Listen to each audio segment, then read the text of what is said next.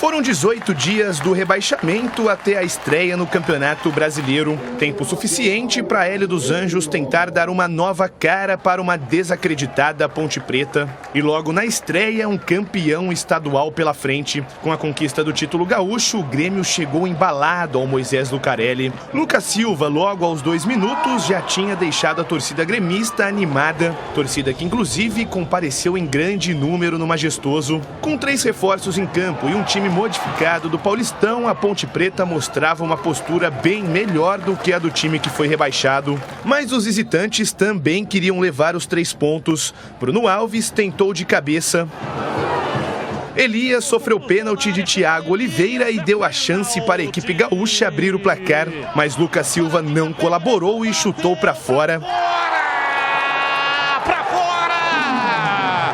Lucas Silva partiu, meteu o pé direito e mandou para fora pela linha de fundo. A Ponte se animou em campo, mas o setor de criação pouco fazia no Majestoso. Nos acréscimos da primeira etapa, mais um milagre de Kaique França, dessa vez em chute de Elias. Um primeiro tempo perfeito do novo goleiro da Alvinegra. Optei pelo Kaique, né? E vamos seguir com o Kaique, porque ele também tem que ter as suas chances e tem que ter a sua sequência. Para a etapa final, a Ponte voltou mais ligada. Matheus Anjos até tentou um chute de fora da área. Mas quem passou perto do primeiro gol foram novamente os gaúchos com Ferreirinha. Campaz, de longa distância, também tentou, mas novamente Kaique França estava atento. Na sequência do lance, Bitelo pegou o rebote do goleiro e chutou para fora. Depois disso, a intensidade do jogo abaixou e só com chutes de fora da área que a Ponte chegava perto do gol adversário. Mas sem pontaria, a Ponte também não conseguiu tirar o 0 do placar. Final de jogo em Campinas, Ponte Preta 0, Grêmio também 0. Após a estreia pela Série B, a Ponte Preta mostrou ao torcedor que pode render muito mais do que a equipe que foi rebaixada no Campeonato Paulista. Apesar do empate por 0-0 contra o Grêmio no Majestoso, a Macaca demonstrou totalmente outra postura. Agora o próximo compromisso pelo Campeonato Brasileiro é no próximo sábado contra o Operário, fora de casa. Nós fizemos uma parada, nós falamos muito em transformação de elenco, nós falamos muito em criar uma situação com uma identidade maior de comportamento de acordo com o que é a Ponte, né? Mas o que foi mais importante é que nós tivemos 18 dias de trabalho. Então se trabalhou muito, mas muito mesmo, dentro da nossa realidade fisiológica, né? Bom, Tigrão, você comentou o jogo pela Rádio Bandeirantes, achou o quê do empate 0-0, a Ponte estreando com empate em casa contra o Grêmio? Eu acho que pelo tamanho do Grêmio, não é? Pelo poderio, pelo peso da camisa, pelas pretensões do Grêmio, que são de subir e até brigar pelo título da Série B do Campeonato Brasileiro, que o resultado pode ser considerado como bom dentro de todas as dificuldades circunstanciais que a Ponte tem para montar a sua equipe. O Grêmio foi melhor, criou as melhores oportunidades, transformou o Kaique França no craque do jogo e a Ponte defensivamente teve um bom comportamento. Não tomou gol em 14 partidas, apenas em 2. Ela não foi vazada nesta de sábado e naquela vitória de 2-0 contra o Novo Horizontino, ainda pelo Campeonato Paulista.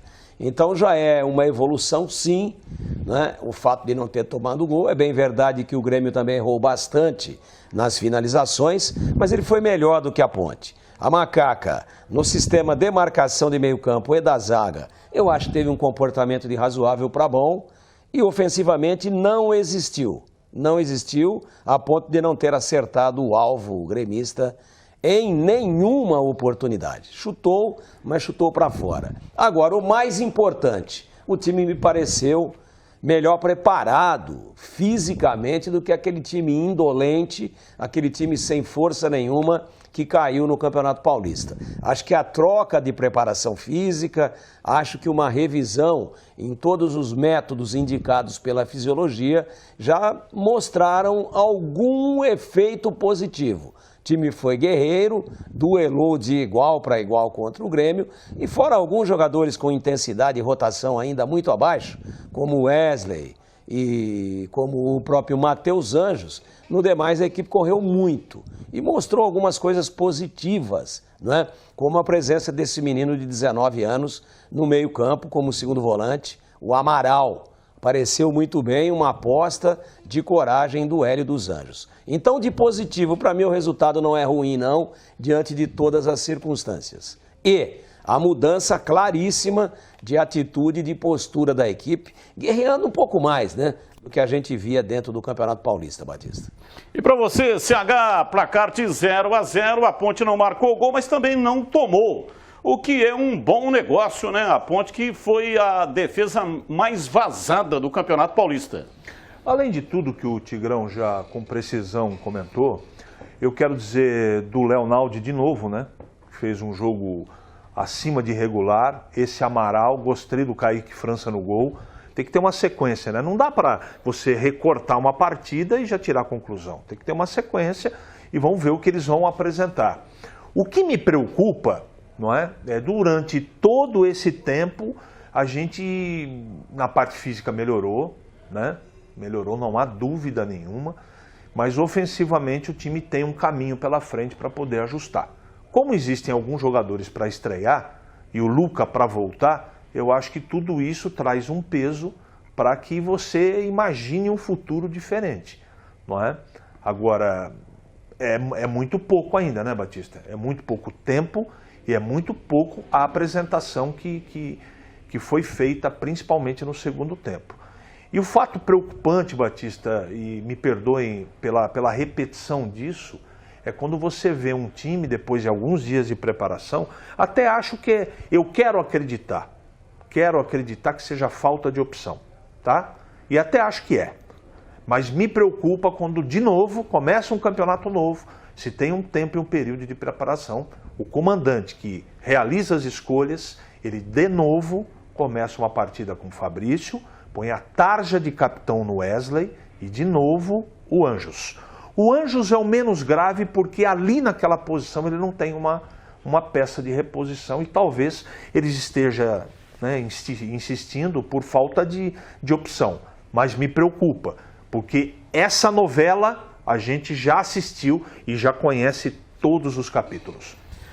Aliás, com relação a isso, a Ponte está interessada num jogador chamado José Aldo. Ele está no Paysandu, mas pertence ao Guarani de Santa Catarina. Tem uma cláusula no contrato dele com o Paysandu que ele pode ser liberado imediatamente se houver um interesse de um time da Série A ou então da Série B.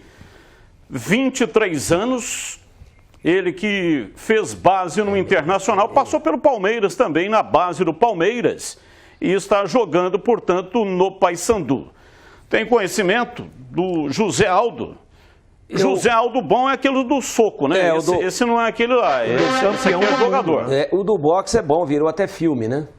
Mas eu não tenho uma informação atualizada desse jogador. Acho que a base dele é boa, Palmeiras, Internacional.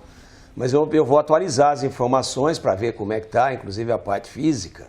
Mas eu não tenho, nesse momento, uma formação de avaliação em torno do jogador, até porque eu vou dar uma atualizada nisso. E você, Célio? Eu conheço o atleta, tem 23 anos, é ambidestro, é nessa posição que o Zé Aldo joga, que é o espaço ocupado hoje pelo Anjos. Eu acho que vale a contratação, Tigrão, porque não custa caro, e essa informação eu já tenho. Mas esse é o José Aldo. Então, o menino de vez em quando ele desliga da tomada. Então vamos ver como é que vai ser aqui caso seja contratado. Sabe jogar futebol. E de repente, como foi o Hélio dos Anjos que avalizou, de repente ele conhece o atleta e sabe como tirar o melhor dele. É isso que a gente acaba acreditando, Batista, porque para a Ponte contratar um cara para essa posição precisa de dinheiro. Bastante dinheiro. E a Ponte não tem. Então, de repente ele vem aí, faz um bom campeonato, vamos torcer para que isso aconteça, mas precisa de foco para ele. Ele às vezes dá uma desviada. Ele tem 23 anos, Batista. E detalhe, né? O Matheus Anjos foi disparadamente o mais criticado, né? O jogador que fez com que as redes sociais bombassem no último sábado.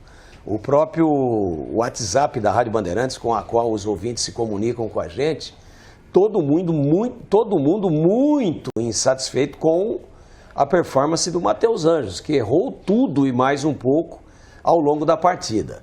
Então, um pouquinho de bola que estiver jogando o José Aldo, que a gente viu a foto agora aí, já dá um ganho, porque realmente o Matheus Anjos, parece-me que a própria torcida já perdeu totalmente a paciência com ele.